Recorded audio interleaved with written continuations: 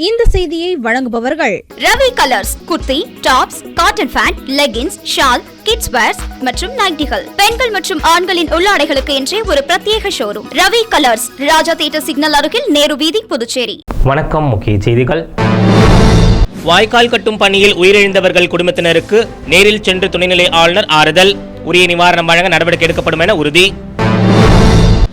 மக்களவைத் தேர்தலுக்கு பின்னர் புதுச்சேரி ஆட்சியில் மாற்றம் ஏற்படும். முன்னாள் முதலமைச்சர் நாராயணசாமி திட்டவட்டம். புதுச்சேரி தேங்காய் திட்டு பகுதியில் சுவரிழந்து விழுந்த விபத்து. உயிரிழந்தோரின் எண்ணிக்கை 5ஆக உயர்வு.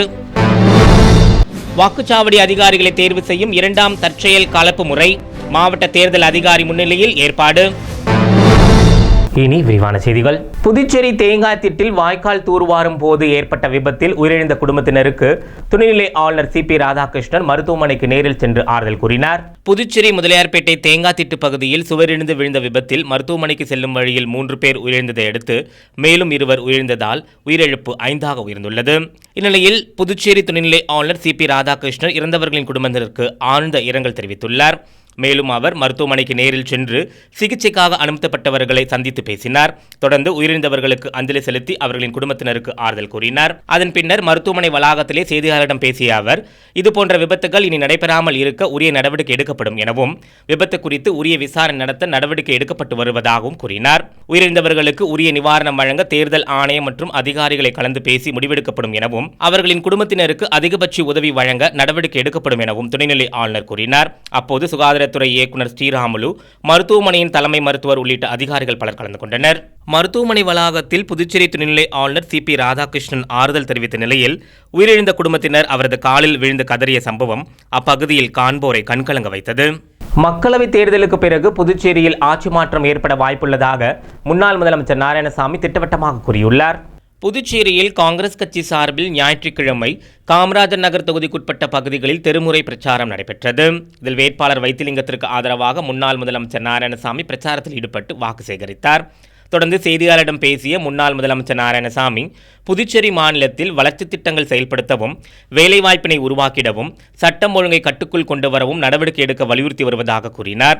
ஆனால் தற்போதைய அரசு கடந்த 3 ஆண்டுகளாக எதையும் செய்யவில்லை என குற்றம் சாட்டினார். தான் முதலமைச்சராக இருந்தபோது கிரண்பேடியின் தலையிட்டால் எதையும் செய்ய முடியாமல் தடுத்து நிறுத்தினார்கள் எனவும், இருப்பினும் அரும்பார்த்தபுரம் மேம்பாலம், 100 அடி சாலையில் உள்ள மேம்பாலம் உள்ளிட்ட திட்டங்கள் காங்கிரஸ் தலைமையிலான தனது அரசு நிறைவேற்றியிருப்பதாகவும் கூறினார். ஆனால் தற்போதைய முதலமைச்சர் எதையும் செய்யாமல் சோதனை முதலமைச்சராகவும் வேதனை முதலமைச்சராகவும் உள்ளார் என கூறினார். பல்வேறு வகையில் ஆளும் அரசு ஊழலில் ஈடுபட்டுள்ளதாக கூறிய அவர், பாரதிய ஜனதா கட்சி வேட்பாளர் நமச்சிவாயம் தேர்தலில் டெபாசிட்டை இழப்பார் என்றும் கூறியுள்ளார். மேலும் அவர் கூறுகையில், மக்களவைத் தேர்தலுக்கு பின்னர் சட்டமன்ற உறுப்பினர்களை விலக்கி வாங்கி பாரதிய ஜனதா கட்சி ஆட்சி அமைக்க முயற்சி செய்யும் என்பதால் முதலமைச்சர் ரங்கசாமி மிகவும் ஜாக்கிரதையாக இருக்க வேண்டும் என்றும் கூறியுள்ளார். நான் சாதனை பண்ண சொல்லி ரங்கசாமி மக்கள் மத்தியில் பொய்ய சொல்லக்கூடாது. அவர் ஒரு சோதனை முதலமைச்சர், வேதனை முதலமைச்சர் தான் ரங்கசாமி. அது மட்டும் இல்லை, இந்த வேட்பாளர் இருக்காரு பாருங்க, நமச்சிவாயம், அவர் 7 கட்சி மாறி இருக்கிறார். இப்போ 7வது கட்சி பாரதிய ஜனதா கட்சி. அடுத்து எந்த கட்சிக்கு போவார்னு தெரியாது. அவரை பொறுத்தவரைக்கும் அவர் வேட்பாளரை என்ன சொல்கிறாரு, நாங்கள் இந்த காழ்ப்புணர்ச்சி காரணமாக எங்களை நாராயணசாமி விமர்சனம் பண்ணுறாரு சொல்கிறாரு. அவர் பேரில் எனக்கு என்ன காழ்ப்புணர்ச்சி இருக்குது? நான் என்ன சொல்கிறேன், இந்த ஆட்சியில் ரெஸ்டோ பார் போகணுன்னா 40 லட்சம் ரூபாய் லஞ்சம், பொதுப்பணித்துறையில் 30% கமிஷனு, ரேஷன் கடைக்கு ரேஷன் செவப்பு அட்டை வேணும்னு சொன்னால் அதுக்கு 15,000 கொடுக்கணும் லஞ்சம் ஒரு ரேஷன் அட்டைக்கு. அது மட்டும் இல்லாமல் இந்த மாட்டு தீவனம் வாங்குறதுல ஊழல். தேங்காய் திட்டு பகுதியில் வாய்க்கால் கட்டும் பணியின் போது சுவர் இடிந்து விழுந்த விபத்தில் உயிரிழந்தோரின் எண்ணிக்கை 5ஆக உயர்ந்துள்ளது.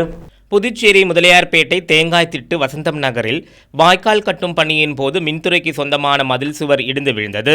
இதில் அங்கு பணிபுரிந்த அரியூரை சேர்ந்த பாக்கியராஜ் சம்பவ இடத்திலே உயிரிழந்த நிலையில் மருத்துவமனைக்கு அழைத்து செல்லும் வகையில் பாலமுருகன், அந்தோணி ஆகியோரும் உயிரிழந்தனர். இதனால் இதில் உயிரிழந்தோரின் எண்ணிக்கை 3ஆக இருந்தது.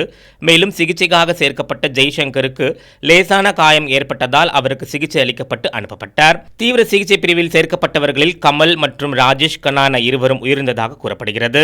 இதனால் இந்த விபத்தில் உயிரிழந்தவர்களின் எண்ணிக்கை 5ஆக உயர்ந்துள்ளது. காவல்துறையினர் வழக்கு பதிவு செய்து தீவிர விசாரணை நடத்தி வருகின்றனர்.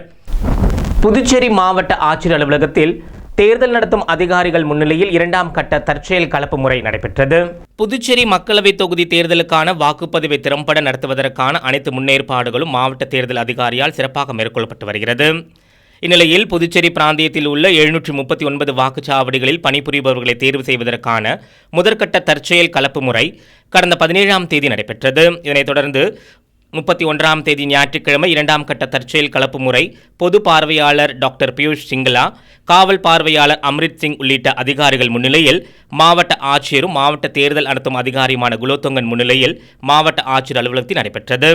இந்த தற்செயல் கலப்பு முறையில் தேர்வு செய்யப்பட்ட அனைத்து வாக்குச்சாவடி அதிகாரிகளுக்கும் பயிற்சி வகுப்புகள் வரும் ஏப்ரல் மாதம் 5, 6 மற்றும் 7ஆம் தேதிகளில் 8 உதவி தேர்தல் நடத்தும் அதிகாரிகளின் கீழ் 16 மையங்களில் நடைபெறும். 100% வாக்குப்பதிவினை வலியுறுத்தி புதுச்சேரியை ஒட்டியுள்ள தந்திராயன்குப்பம் கடற்கரையில் மலர் சிற்பம் உருவாக்கிய விழிப்புணர்வை ஏற்படுத்தினர். புதுவை அருகே உள்ள தந்திராயன்குப்பம் கடற்கரையில் 2024 பாராளுமன்ற பொதுத் தேர்தலில் 100% வாக்குப்பதிவு குறித்த விழிப்புணர்வு நிகழ்ச்சி நடைபெற்றது. விழுப்புரம் மாவட்டம் கோட்டக்குப்பம் நகராட்சி மற்றும் மீன்வளம் மற்றும் மீனவர் நலத்துறை சார்பில் நடத்தப்பட்ட விழிப்புணர்வு நிகழ்ச்சியில் விழுப்புரம் மாவட்ட ஆட்சியரும் தேர்தல் நடத்தும் அலுவலருமான பழனி தலைமை தாங்கினார். 100% வாக்களிப்பதன் அவசியம் குறித்த பொதுமக்களிடையே விழிப்புணர்வை ஏற்படுத்தும் வகையில் தேர்தல் விழிப்புணர்வு மணல் சிற்பத்தை மாவட்ட தேர்தல் பொது பார்வையாளர் அகிலேஷ்குமார் மித்ரா உள்ளிட்ட தேர்தல் துறை அதிகாரிகள் பார்வையிட்டனர். இதில் கடற்கரைக்கு வந்த சுற்றுலா பயணிகளும் பார்வையிட்டு செல்ஃபி எடுத்துக்கொண்டனர். புதுச்சேரி அடுத்த ஊசுட்டேரியில் தாமரை பூக்கள் அழகாய் அதிகளவில் பூத்து காண்போரை ரசிக்கும்படி அமைந்துள்ளது. புதுச்சேரியில் பிரசித்தி பெற்ற ஊசுட்டேரி தமிழகம் மற்றும் புதுச்சேரி நிலப்பரப்பில் அமைந்துள்ளது. பறவைகள் சரணாலயமான ஊசுட்டேரி வனத்துறை வசம் உள்ளது. புதுச்சேரி ஒட்டியுள்ள இந்த ஏரியில் சுற்றுலா வளர்ச்சிக் கழகம் சார்பில் படகு குழாமும் அமைக்கப்பட்டுள்ளது. புதுச்சேரிக்கு வரும் சுற்றுலா பயணிகள் கட்டாயம் பார்க்கும் இடங்களில் ஊசுட்டேரி ஏரியும் அமைந்துள்ளது குறிப்பிடத்தக்கது. இத்தகைய சிறப்பு வாய்ந்த ஊசுட்டேரியில் தாமரை பூக்கள் அதிகளவில் வளர்ந்து பூத்து அழகுற காட்சியளித்து வருகிறது. அதிக அளவில் தாமரை பூக்கள் பூத்து காணப்படுவதால் அப்பகுதியை கடந்து செல்பவர்கள் அதனை ரசித்தபடியும் புகைப்படம் எடுத்துக்கொண்டும் செல்கின்றனர். புதுச்சேரியில் நடைபெற்ற அண்ணா திராவிட முன்னேற்றக் கழக பிரச்சார பொதுக்கூட்டத்திற்கு பிறகு தோரணவாயில் கட்டப்பட்டிருந்த வாழை மரத்திலிருந்து வாழைப்பழங்களை தொண்டர்கள் உற்சாகமாய் பறித்து சென்றனர். புதுச்சேரி பாராளுமன்ற தொகுதியில் போட்டியிடும் அண்ணா திராவிட முன்னேற்றக் கழக வேட்பாளரை ஆதரித்து தமிழக முன்னாள் முதலமைச்சரும் கட்சியின் பொதுச் செயலாளருமான எடப்பாடி பழனிசாமி புதுச்சேரி உப்பளம் பழைய துறைமுக வளாகத்தில் நடந்த பொதுக்கூட்டத்தில் பேசினார். புதுச்சேரி மாநில அண்ணா திராவிட முன்னேற்றக் கழக செயலாளர் அன்பழகன் தலைமையில் நடைபெற்ற இந்த பொதுக்கூட்டத்தில் ஏராளமான தொண்டர்கள் கலந்து கொண்டனர். அண்ணா திராவிட முன்னேற்றக் கழகத்தின் பொதுச் செயலாளர் எடப்பாடி பழனிசாமியை வரவேற்க மைதான நுழைவாயில் வாழைமர தோரணங்கள் அமைக்கப்பட்டிருந்தது. வாழைப்பழங்களுடன் மரங்கள் இருபுறமும் கட்டப்பட்டிருந்ததை அடுத்து கூட்டம் முடிந்து திரும்பிய தொண்டர்கள் அந்த வாழை மரத்திலிருந்து வாழைப்பழங்களை பறித்து சென்றனர். ஒரே நேரத்தில் அனைவரும் முண்டியெடுத்துக் கொண்டு வாழைப்பழங்களை பறித்து சென்ற காட்சி அப்பகுதியை கடந்து செல்வோரை வியப்பில் ஆழ்த்தியது. புதுச்சேரி திப்பராயப்பேட்டை சன்னியாசி தோப்பில் 21 கிராம ஆதிதிராவிடர் பஞ்சாயத்து குழு கூட்டமைப்பு சார்பில் சமாதி திருவிழா நடைபெற்றது.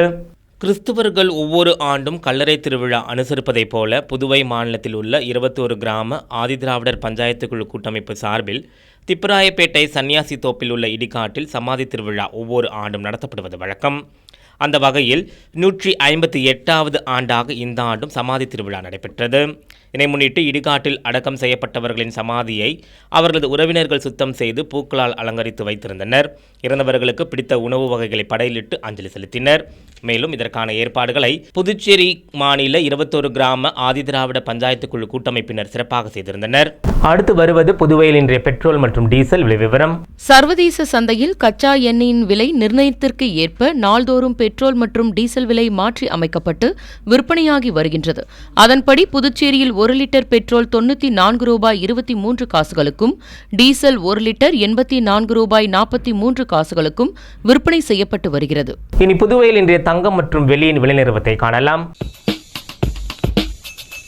இன்றைய தங்கம் வெள்ளி விலை விவரம். புதுவையில் இன்றைய தங்கம் வெள்ளி விலை விவரம் வழங்குபவர்கள் முத்து கோல்ட் ஹவுஸ், பாண்டிச்சேரி. இன்றைய தங்கம் வெள்ளி விலை விவரம்.